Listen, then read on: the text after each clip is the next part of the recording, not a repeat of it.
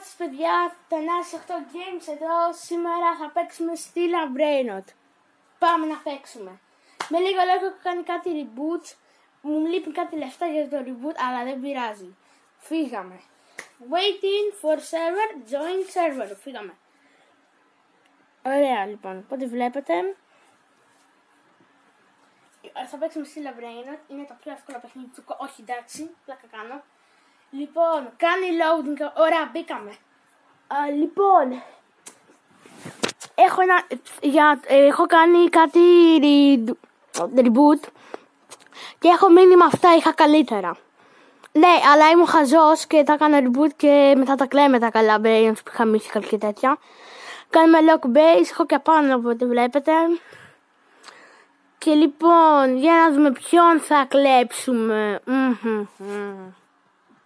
Λοιπόν παιδιά, μπορώ να κάνω τώρα το reboot, οπότε βλέπετε, boom, το πάτησα.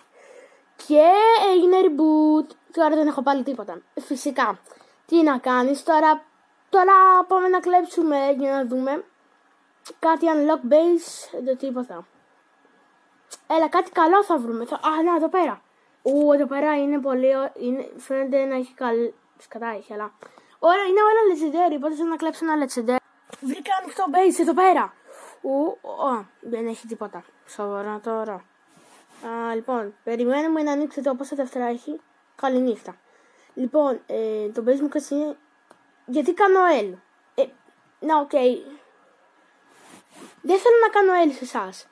Αλλά το παιχνίδι μου το έκανε. Και λοιπόν, παιδιά... Πάω κατευθείαν να κλείψω εδώ πέρα. Έλα.